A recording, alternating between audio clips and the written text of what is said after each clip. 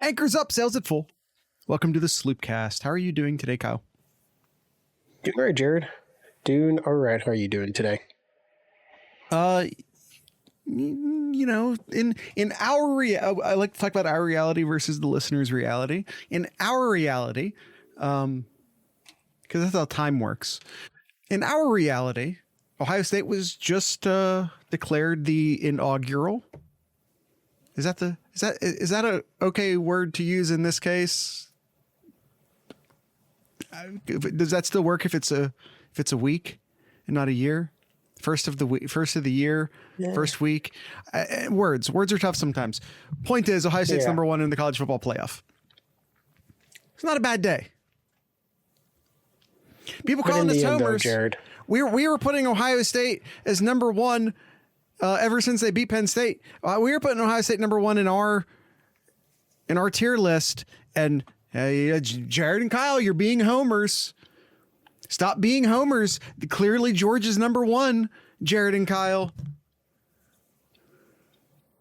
Yeah, sure. Let's ignore the fact that Ohio State has 2 top 10 wins. Where was Notre Dame? Notre Dame, I think they were exactly 10th, right? So there's 2 top 10 wins if we go by when they played. 2 top 15 wins, according to the committee, at least. But Jared and Kyle, you're being homers. Well, the committee doesn't see that. I don't think all the committee is homers. So, I mean, one of the guys on the committee is the AD for Michigan. So, ND was 12, really? That feels low. Yeah, I believe you. But Kyle, we're not here to talk about Ohio State. We're not here to talk about the College Football Playoff Committee. We're not here to talk about Notre Dame or Michigan. We're here to talk about Rutgers. Kyle, this is... Guys, please don't turn the episode. I know I said we're here to talk. Please don't turn it off. Please don't turn it off, guys. Please don't turn it off. 15th? Notre Dame was 15th when we played? Oh, when we played. No, that was a top 10. That was a top 10. Yeah, they're 15 now. Yeah. They're absolutely 15 now. I was talking about when they played. Yeah, they were like 7. Yeah, I think so. They're like 7th or 6th or something like that. Guys, it doesn't matter. We're still not talking about Notre Dame. That's still not what we're doing right now. 8. Either way. All right, 8. Rutgers. Know your enemy, the Rutgers Scarlet Knights, Jared. Here's my proposition for Rutgers. Change your name to the Black Knights. That's it. That's it. If it's a single Scarlet Knight, is it a Rutger?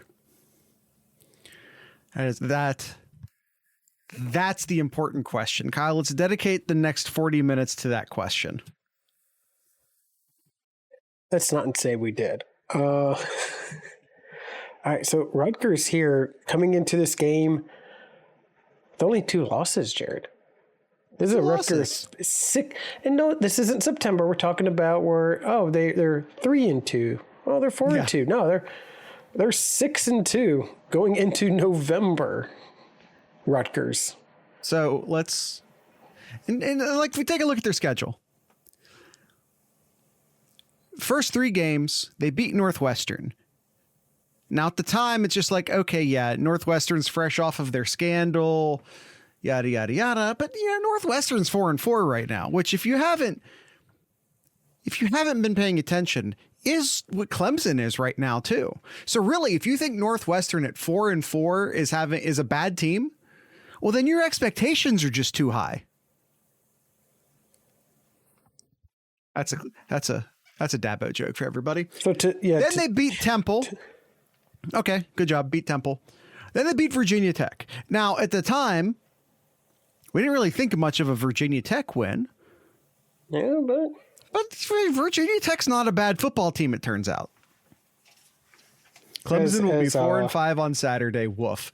I didn't even include Notre Dame Clemson in the Sloop picks. That's how irrelevant Clemson is right now. As Austin Wood likes to say, Clemson's so mid. Clemson's mid. Clemson, I mean, they're 4-4. They're the definition of mid. Mm-hmm. All right, then they turned around and got stomped by Rutgers. By Michigan. Excuse me. Rutgers turned around and got stomped by Michigan. I mean, probably.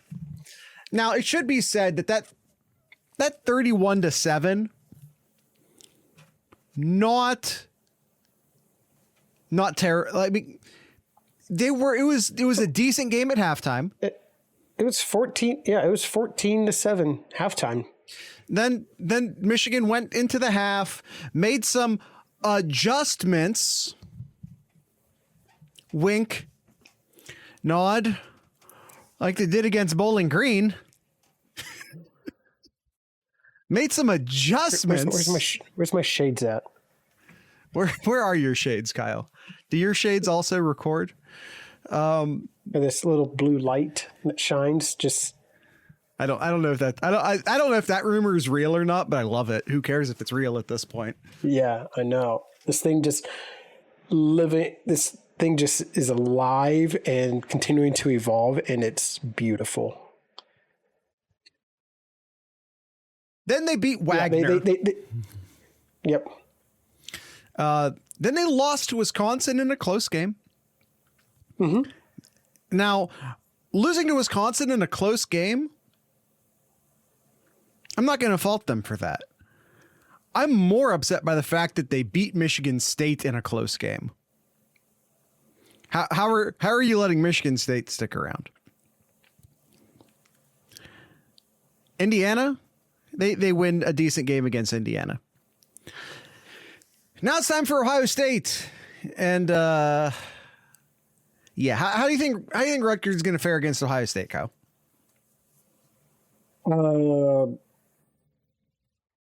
Like the other 9 times. Is it a grand total of 9? Is that the grand total? I believe it is. Is that the career 9-0? Is that the career record? It is. Yes. These are two of the oldest football programs in college football. How have they only played 9 times? All of those since Rutgers joined the Big Ten. Wild. I'm trying to look at the closest game. The closest game there ever was, Jared. That's a good. I want to know that. I would like to know the answer to this question. What was the closest game? You can see there in that graph there. So that was. I guess I didn't clip the bottom. So that would have been in 2020. Ohio State won 49-27, a 22-point victory for the Buckeyes. Okay, hold on. Last year Ohio State won by 39. Yeah. The year before that in Piscataway, 52-13. So you're saying the closest loss, and I'm saying this because we're talking about Rutgers today. The closest loss for Rutgers against Ohio State was 22 points. Yeah. The current spread is 18.5. But to be fair, Jared, this is the best Rutgers team Ohio State has ever played. There you go. This is the best Rutgers team since joining the Big Ten. That's saying the same thing. Yeah. Yeah. This is the best Rutgers team since the last time Greg Schiano got Rutgers going. You know, it's not a bad. This is not a bad Rutgers team. Here's a fun exercise, Kyle. Where would you rank if we take a look at Ohio State's schedule? Where would you rank Rutgers within our past opponents? So we're not talking about any of the games that haven't happened yet. Okay. So the toughest game the toughest team Ohio State has played to this point is, I don't feel like arguing. Let's just say Notre Dame or Penn State. Okay. Well, if we're going to go off the CFP, it's Penn State. But okay. So then, Notre Dame, Penn State, 1 and 2. I don't care about the order. I would say the third toughest team they've played is Wisconsin. Yes, easily. Yes. And then Maryland. Yep. Then I put Maryland and then Indiana. Well, but I would put Rutgers above Indiana. So no, teams who they've played so far. Right. But I'm asking, where do we slot Rutgers in? Oh, yeah. I think we would slide them in there right under Maryland. But to be fair, Rutgers does have a better record than Maryland. So does Rutgers go above Maryland? Well, part of the reason why Maryland has a worse record than Rutgers is because Maryland has played Ohio State and Rutgers hasn't yet. If we're being fair. Rutgers has a better defense than Maryland. They do. Did you know, Jared? Did you know, statistically, yeah, Rutgers has a top 10 defense. By what metric are you getting that? I'm not seeing a top 10. Top 20, sure. I'm not sure where you're getting top 10. Let me find it. According over at, I gotta find where they actually pulled this up, but it was 11 Warriors that posted that. They said that Rutgers ranks in the top 10 nationally in total defense. Okay, so here are the numbers I have. Opponents' points per game, they allow 17.6, which ranks them 16th. Yards per game at 302, which ranks them 13th. Points per play, ranked 13th. Opponent yards per play at 11th.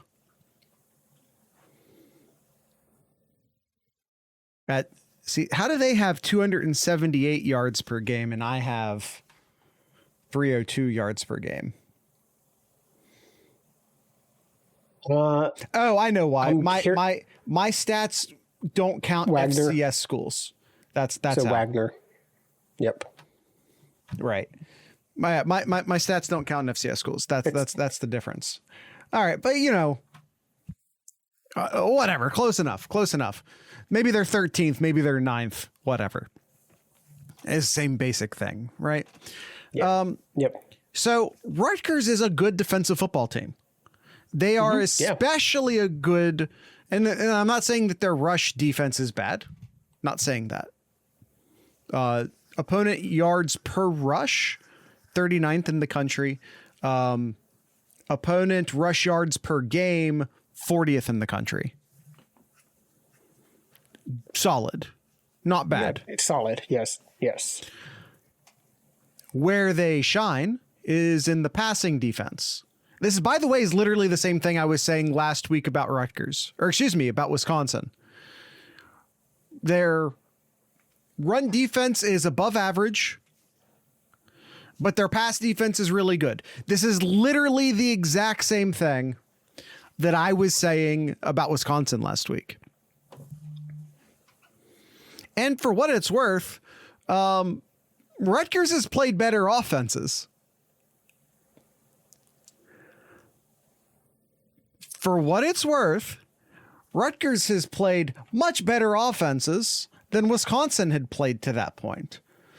Mm-hmm. Michigan's a better offense. And, okay, well, Michigan's a better offense. Michigan's a better offense.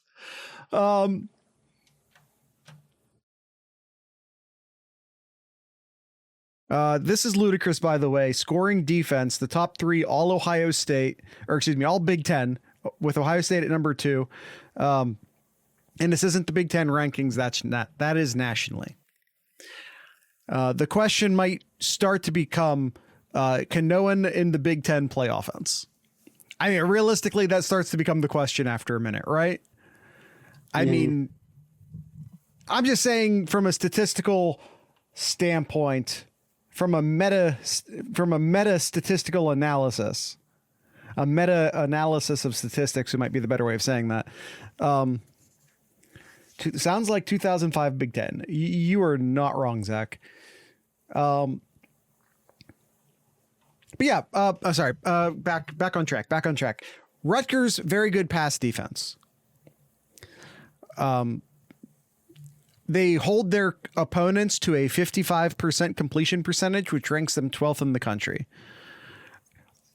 And by the way, the most important passing stat, in my opinion, is this: opponents' yards per pass, yards per attempt. They only allow 5.3 yards per attempt. That's a good running defense. Yeah. Let alone passing defense. And that ranks them 3rd in the country. And it's not, teams have passed the ball a lot against Penn State. They're 84th in the country in passes against. Rutgers. And passes attempts. Rutgers. What did I say? Penn State. God damn it. Rutgers. And here's the thing. Here's the thing. Yes, to that point too. The amount it says here. Oh no, I read that wrong. My bad. Never mind. Okay. Either way, though, yeah, the numbers here though shows that Rutgers defense, especially the defensive backs, are very solid, and leading the defensive backs there is Max Melton. So I think we're going to see a lot of Max Melton going to be. I would assume that he's going to be following Marvin Harrison around. He's a very, very solid defensive back. So I'm really, really curious to see how well he can attempt to try to stop Marvin Harrison, because it seems like no one can so far this season. Yeah. And as good as the passing defense is for Rutgers, their passing offense. Woof. Woof. Maryland's quarterback. Wimstat is his name. Zach, good? No, not good. Wimstat's a runner. He's a runner. That's who he is. He's the second leading rusher on the team. And by the way, rushing for 5 yards per carry. And that's with 42 yards lost in sack this year. So take the sacks out. He's probably, I think he has the highest per carry average on the team. Maybe. I'm not going to do the math. But excellent runner. Just he's not a very good thrower. It is what it is. He is throwing basically almost exactly 50% for the year. And that's with Wagner and some other teams in there to boost that average up a tad. Yeah. Wimstat. Statistically here for Rutgers offense, their rushing play percentage, 61%, and I'm rounding up. 61% of the time they are calling rushing plays. So 39% of the time is passing the ball. Yeah. They only passed the ball 39. If Ohio State can get up a couple scores and force Rutgers to throw the ball, they're screwed. If I was Ohio State here, I'd play one back. Just play one safety. You play the other safety up. You pretty much force Wimsat to try to beat you over the top. And no one has. No one has so far this season against Ohio State. No one's thrown it over the top. No. So I would play. I'd play just one back. Put just one safety back. Bring Styles up. Yeah, no 40-yard plays. Yeah, place Styles up almost to that linebacker position there. Almost running like a 4-4 defense there. 4-4. Yeah. Have two DBs and then a safety there. I'd do that. I would do that. Yeah. Passing statistics. They only pass the ball, as Kyle already said, the other direction of this, 39% of the time, which ranks them 121st in the country. Completion percentage, 127th in the country. Yards per pass, 107th in the country. Passing yards per game, 123rd in the country.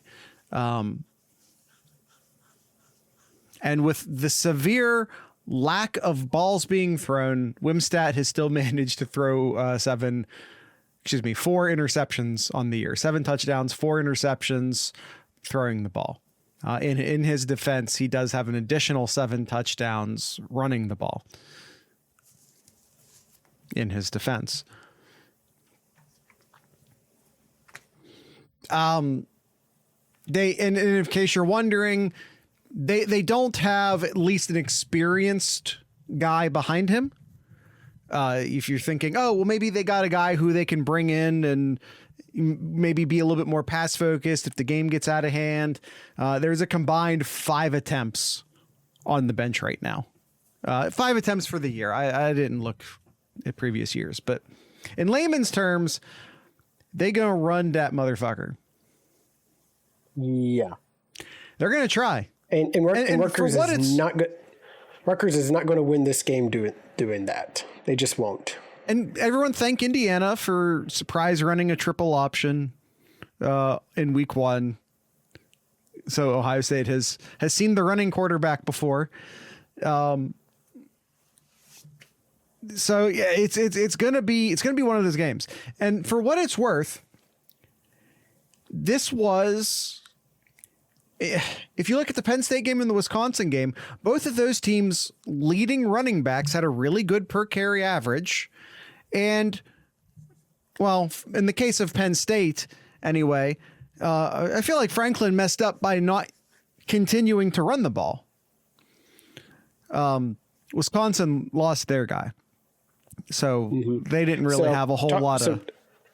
So talking about rushing the ball, yes, we're going to see Wimsat running the ball here. What is it here? He's already rushed 73 times. Jared's mentioned 5 yards a carry, 362 yards so far this season. So who's the other guy? Kyle Monungai is the other guy. 744 yards, 5.2 yards per carry. And 7 touchdowns for the season as well. He's a really good running back. Surprisingly, like he's like me prepping for this recording here, looking at some of the highlights. He has the potential to break one if Ohio State's not careful. Yeah, but yeah, I think we'll see a heavy dose of Monungai, heavy dose of Wimsat, trying to run it there, trying to do some read options there, but full faith in this defensive line, and it's really going to come down to the linebackers, in my opinion, in this game here. Linebackers got to read those reads, make sure that they have the right personnel covering the running back, and then somebody spying the quarterback as well, too, in case he tucks it in and runs with it. You're going to have to play very disciplined in this game. There you go. That's the word, discipline. Yes. Yeah. They don't typically go to their second running back or their third running back too often. Benjamin only has 43 carries on the year. So yeah, it should primarily be those two running the ball. Wide receivers, as you can probably figure out listening to what we were saying before, there's not. I don't want to disrespect the wide receivers. It's just pretty clear that Rutgers is having trouble getting the ball to them. So I don't know how good Drummel or Jackson or Washington actually are. If I'm being super honest with everybody, I just know that the passing game in general has been very dysfunctional for Rutgers this year. Harrison and heck, you can just put Emeka in there too. Those two combined have more reception yards than Wimsatt's thrown it. There you go. Yeah. And heck, Cade Stover has more reception yards and tied for touchdowns than Rutgers' leading receiver Dremel. They're having trouble throwing the ball in New Jersey, I think is the point. Yes. But as I said, they are very, very, very good on the pass defense side. So, and it appears to mostly be the secondary. Rutgers is not a high sack team for what it's worth. They do have a lot of pass breakups, including a lot of pass breakups from all over the place. Jennings has a bunch. Dixon has a bunch. Longerbeam has a bunch. Melton has a bunch. Rogers has a bunch. This is a very strong secondary for Rutgers. I was about to say that they haven't played a wide receiving core like Ohio State all year, but who has? It'll be interesting to see how they shape up against Ohio State. They haven't played any sort of pass offense this year. They haven't even, like I said, they haven't even played Maryland yet. If we're just trying to look for some sort of comp to what Ohio State's passing offense can do, they just haven't played it yet this year. Mm-hmm. Yeah.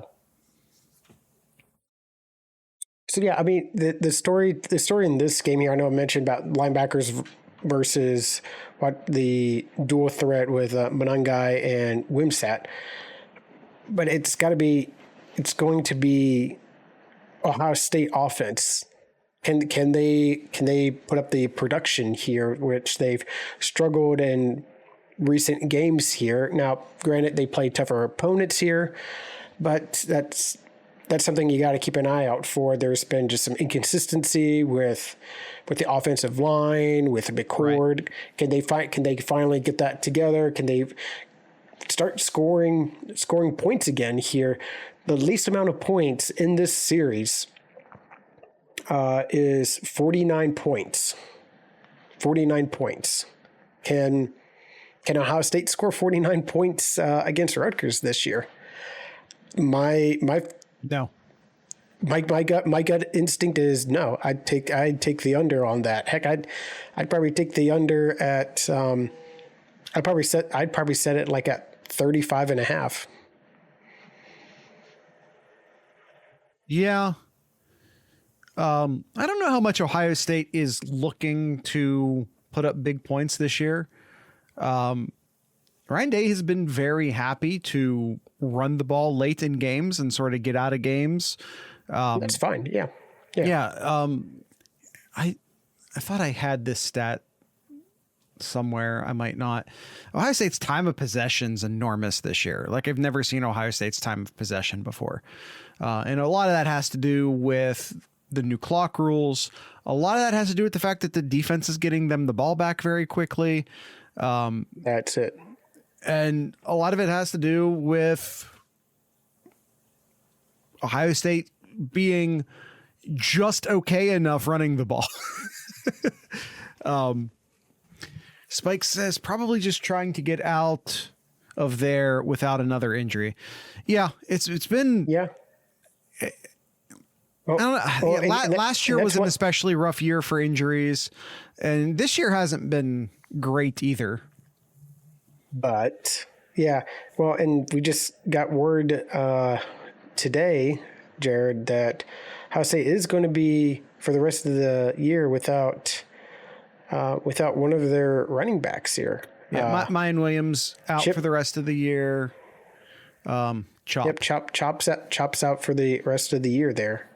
Yeah, what they're saying is just a knee injury, which he's going to be undergoing a season-ending surgery for that.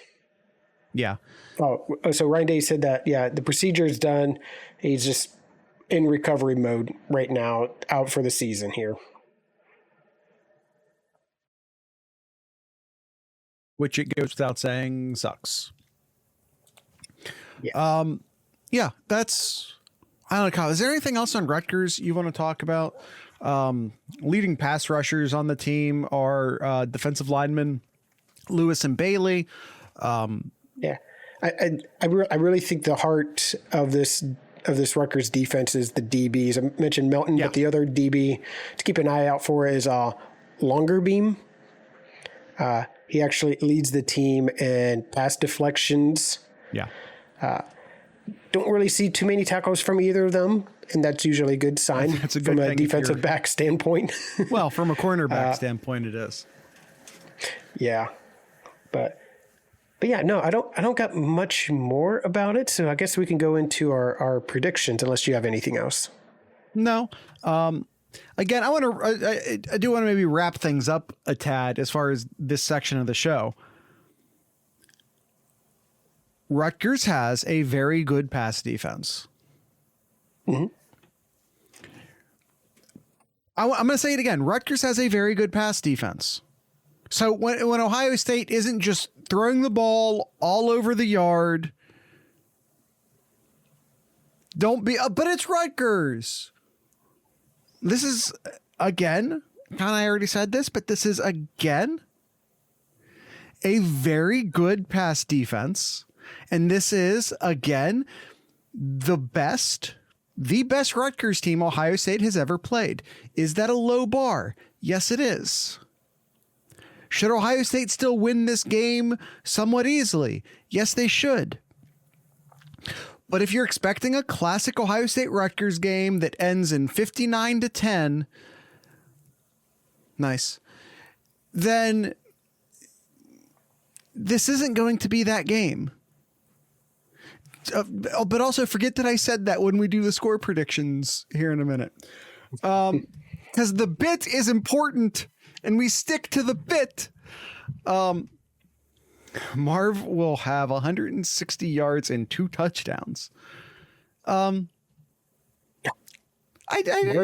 honestly, it wouldn't be shocking. I wouldn't predict 160 yards. I would have it probably more like 120. Marv's had 6 100-plus yard games in his last 7. Yeah. He sure does. Okay, Kyle, is it time for our predictions? Let's do it. Ohio State player to watch. Who do you got, Jared? Ohio State player to watch is Tyleik Williams. As stated, this is a game in which Rutgers is going to try to run the ball a lot. And I don't care what fancy crap you're doing behind the line of scrimmage, what deceit you're doing behind the line of scrimmage. If Ohio State's defensive tackles, if Tyleik Williams and Mike Hall get in there and disrupt and push back and just make the interior of the Rutgers offensive line make their life a living hell, then it kind of doesn't matter what the running back or what the quarterback is doing. If you start with that push up front, it's game over. Yeah. I'm going with the opposite side. I'm going to go with the guy who brought the spark back on the offense last weekend against Wisconsin here. The guy who had over 200 all-purpose yards against Wisconsin. I'm going with Chisel. Going with Trey Hundo.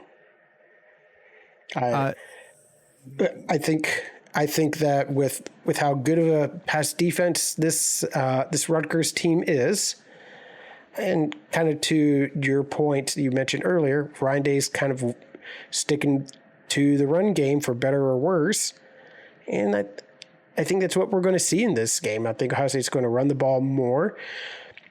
I think Marvin Harrison's streak, he's on a 5-game streak of having 100 yards in a game. I think that may be in jeopardy here, just because of how much Ohio State's going to run the ball.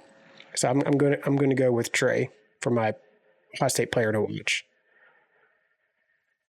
Yep, and exactly. The next one is Enemy, who is Rutgers player to watch. I'm going to go with one of the DBs. I got Melton.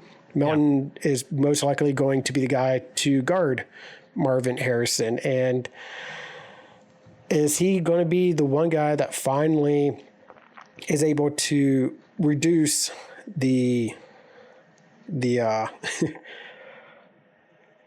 just trying to prevent Marv from getting loose, trying to stop the bleeding, so to speak. Is he going to be that guy? I think it's going to depend on how often will Ohio State actually pass. More so than Melton actually stopping Marvin Harrison, but I think it's also dependent upon Emeka Egbuka's status. Which we thought he was going to play last week and he didn't. So I'm not even going to try and make a prediction as far as what Emeka Egbuka is going to do this week. But in the Notre Dame game, Ohio State mostly used Marv as a decoy. And then it was just Emeka Egbuka and Cade Stover ripping things up underneath. So, with Emeka Egbuka out, Marv's numbers have gone up significantly in that time. Mm-hmm. Who's yours, Jared? I'm going with the obvious one. I'm going with Wimsat. He's a dynamic player. And by dynamic, I mean with his feet. He's the leader of the offense, for better or worse. The running game works because of him. When you see what Rutgers has been able to achieve on the ground, it is largely because of Wimsat. Of course, it's a team game, and running the ball especially is a team game, of course. But Ohio State hasn't played a rush first running back, a rush first quarterback. Potential. I mean, you could probably say since Indiana. But Wimsat's a better runner, for what it's worth. So it might be one of their, since Youngstown State. Yeah, that's a good point. But once again, I don't think they've played an athlete quite like Wimsat yet this year, as far as their running quarterback goes. Yep. So it'll be a new, unique challenge for the Ohio State defense. They've primarily been playing against pocket passers recently. So it's going to be a switch up for them. Mm-hmm. Yep. Not that Baby 2 is a pocket passer, but he is a thrower. You know what I'm saying? Right. Moving on to our key matchup here. I kind of pointed this out earlier. I got the linebackers and versus Wimsat rushing the ball. Yeah. Jared's word of being disciplined, I think, is fitting for the linebackers. They got to be disciplined here, not watch where the ball's going, not necessarily what the offensive line is doing, but watch where the ball is going. Oh, that's the opposite of what they're supposed to do. Sometimes it's misleading. Sometimes it's misleading. No, but you're supposed to key off the offensive line. Oh, you need to be disciplined. Keep an eye on Wimsat and reduce the amount of times he's able to break loose here. Yep. Do we finally have a prior sighting? No. I love you, Zach. But you know the answer to that. No. We lose Chop, but Chip and Jizzle are both ready to go. Mm-hmm. I would say next year, yeah. Ohio State potentially lose Chip, Chop, and Chisel at the end of the year. So, did I say it backwards? Well, just pretend I said it the right way. All right, Jared, if I said it backwards, just pretend I said it the right way. Key matchup. I've already been keying on this, but it's the Ohio State defensive tackles versus the Rutgers interior offensive line. It's all about that push. It's all about penetrating the interior of the line, and then nothing that the Rutgers running backs or quarterback do after that matter. If the defensive tackles can be disruptive or at least eat up a ton of blocks along the way, which frees up the linebackers, to Kyle's point. So either freeing up the linebackers by forcing, a ton of attention from the offensive line, or by, penetrating and causing disruption before the play can even get started. It's all about the defensive tackles in this game. The defensive ends will have something to say about that too, of course, but it's all about the defensive tackles in this game. All right. The spread in this game, as the CBS Pick'em locked them in, Ohio State 18.5. I'm curious. I'm just going to look real quick to see if that line moved, and it hasn't at the time of recording this year. So 18.5 point is the spread here. Yeah. I read a bunch of numbers earlier about the closest victory that Rutgers got was back in 2020, where Ohio State beat Rutgers by 22 points. The closest loss, not the closest victory.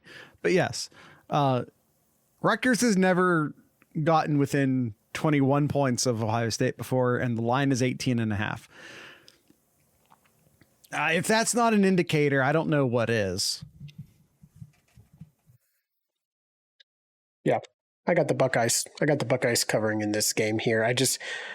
History is on the Buckeye side here, so I'm going to stick with that. Now I got the final score here, and I just looking at your final score, Jared, and I'm not surprised. I got the final score of this game: Ohio State 35, Rutgers 14. Spike which says will 31. make it which will make it the closest game that Rutgers has ever had against Ohio State. Okay. Spike says 31-7 seems right. For what it's worth, Spikes, and maybe you knew this when you said that, and maybe you don't. That was the Michigan score against Rutgers. I'm going 59-10. You did know that. I'm not surprised by that, Spikes. 59-10. Do I think that's actually what's going to happen? Yes, I do. Is it just because of the bit? Maybe. And was I lying on the first question? Yes, I was. Thank you for the nices in chat. The bit matters. I hate that the new clock rules has ruined this bit. Or maybe it's made it better because it's more absurd now. I don't know. You tell me. All right. Who's our guest picker this week, Jared? We don't have a guest picker this week. All right. We will move on to our Ask Sloopcast questions here. And as always, Spikes is the guest picker. He said 31-7, which okay. Congrats, Spikes. You're the guest picker this week. He says 31-7, which is a cover. Let's roll. All right. We are going to move on to Austin's over-unders here for Rutgers. All right. We will go ahead and run through these quickly here. And when I mean quickly, we will spend probably the next 20 minutes covering them, but we're moving on. Trey scrimmage yardage over under 131.5 yards.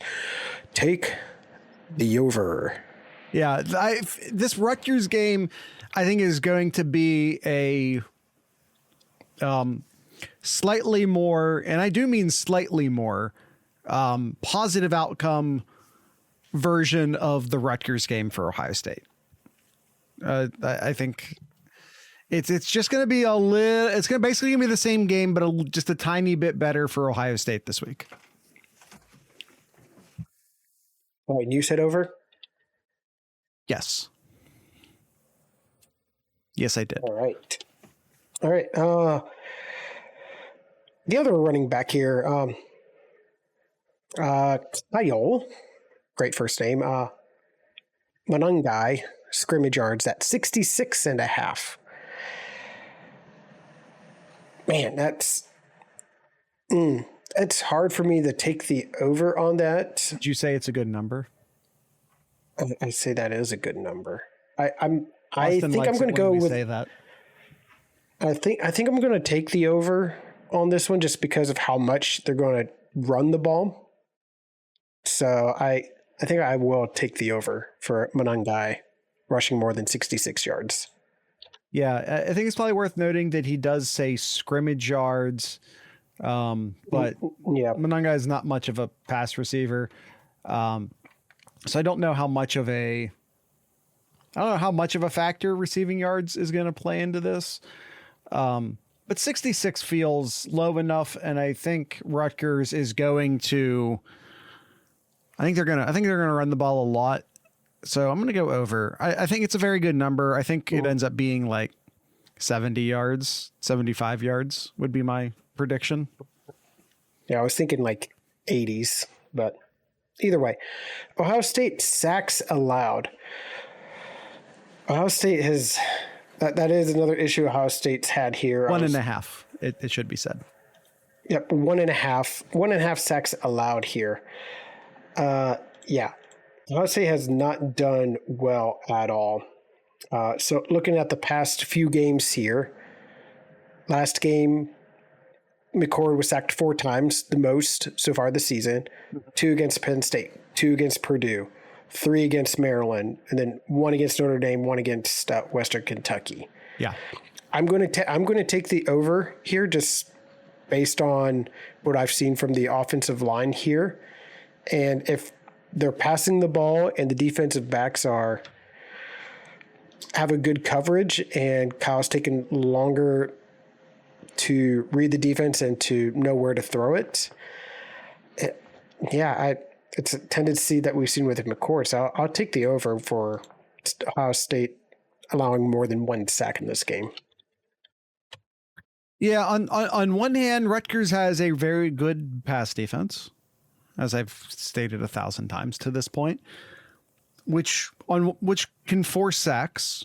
But at the same time, Rutgers is not a team that has put up a ton of sacks this year. I think 89th in the country in sacks. Well, they have 1 more sack than Ohio State does all year. That's different. It's different for a bunch of reasons, but it's different. But it's also I'm using sack percentage, and so that's sacks based off of the per passing attempt, and Rutgers has teams don't pass the ball too frequently against Rutgers. I'm gonna go over, but I think it's 2. I think the number is 2. Yeah, that's what I'm thinking. Tate plus X. Xavier touches 6.5. I'm going to go under with this one just because I think Ohio State will have success with Trey running the ball, and X got his touches, and rightfully so, to try to spread out Wisconsin last weekend. Don't think they really need to do that this weekend, so I don't think we're going to see as many touches by Xavier. So I'll take the under. I agree. I think Kyle. Moving on. I think you nailed that, Kyle. All right. Passes by an Ohio State quarterback who is not McCord at 4.5. Under. It should be like 0.5. So yeah, I don't think Ohio State's going to blow out Rutgers. I don't think we. Yeah. Yeah. Howell, Jennings, and Tor tackles at 21.5. I'm going to go under with this one too. Just to back up, because I know Austin will be mad that we just sort of definitively said under. What he's trying to say here is, will Kyle McCord stay healthy the entire game? I think is what he's actually getting at there. But I'm still going to go under. Powell plus Jennings plus Tor tackles. 21.5.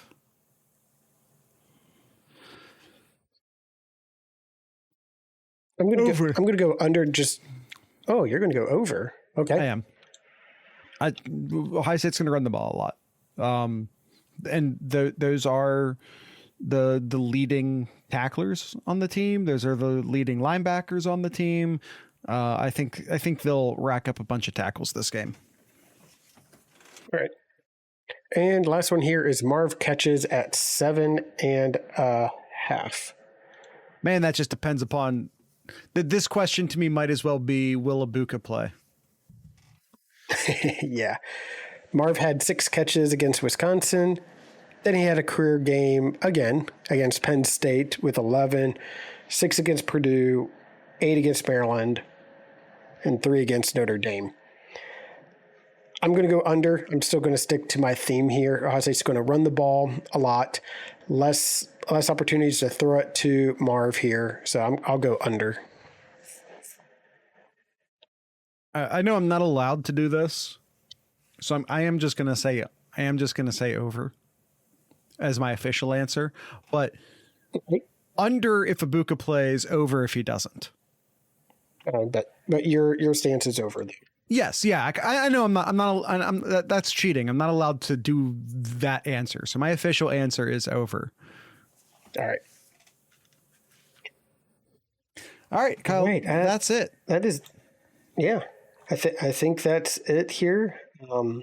Unless we have unless we have like a no Tyler from Spartanburg on the line here. No, we don't do call-ins. Kabuto's question, do we have any additional Ask Sloopcast questions? I think Zach in particular really wants us to do a question from Kabuto. Yeah, that's the question that you asked earlier, Jared. Did I? Is a single Scarlet Knight called a Rutger? Oh, Austin stole that. Austin, did you steal Kabuto's joke? Is a single Scarlet Knight called a Rutger? Kabuto, for what it's worth, when Austin said it earlier, I thought it was very funny. He stole your joke, though. Or maybe you both stole it from the same place. I don't know. But he stole your joke. All right. Kyle, everyone come join the Discord server. We'll be watching football in the Discord server this Saturday. Oh, yeah. I don't know what time window yet, but we'll be doing it. Yeah, just come join the Discord server. That's it. That's the whole story. Kyle, do you have anything in Kyle's corner? Discord.thesloopcast.com. Discord.thesloopcast.com. It's probably a good idea if I actually tell people the address. I think the big thing was with Mine Williams out. I think that's probably the big thing coming out of Ohio State the past few days here. Thoughts on the CFP rankings here, Jared? I did that at the top of the show, didn't we? I think Washington's getting screwed. I think they absolutely deserve to be in the top 4. Kyle and I on Wednesday, the day we're recording this, but we're recording this on a Tuesday. but on Wednesday we're releasing. I'm really messing with my head here. You are. On Wednesday we are releasing the Collegiate Chaos for this week. And Kyle and I give you what we believe is our top 4 in that game, in that show. And Kyle, we had Washington 3. We did. The College Football Playoff Committee has them at 5, which is only 2 spots difference, but that is an important 2 spots. It is. Yeah. So as it lines up, you have, if it were to end today, you had Ohio State versus Florida State. And then you have Georgia versus Michigan. I quite frankly don't know how Florida State is number 4. They're rewarding Georgia and Michigan, who have played nobody. Yeah, so I mean, I would go back. I would go based on looking at resume. I know Washington hasn't looked good the last couple of games here, but they have arguably the best win of the year. Washington has the best win against Oregon. Yeah. Maybe inarguable. Who is ranked 6th. And then Florida State's is LSU at 14th. And Ohio State beat Penn State at 10. 11. Whatever. Meanwhile, neither Georgia nor Michigan have beaten anyone that the College Football Playoff Committee ranked. Nobody. 0. Yep. Oh, but they played Florida, and, well, you know, Florida has famous laundry, so that should count for something, right? Never mind the fact that Florida is just painfully average this year. Anyway, guys, we talked about this in length on Collegiate Chaos, which was an episode we released on Wednesday of this week. Unrelated to the College Football Playoff, because we didn't see the College Football Playoff yet. The show's already recorded, but we tell you where we put everyone and why. So, crew playoff game on Wednesday. Good luck. Yes. All right, that's it. They do. That's the end of the episode. Tonight's ending music, a band from Columbus called Girl Fox. Check them out. So with all that being said, I'd like to encourage everyone to drink local beer, listen to local music, and of course, support your local podcasters. Once again, this is Girl Fox.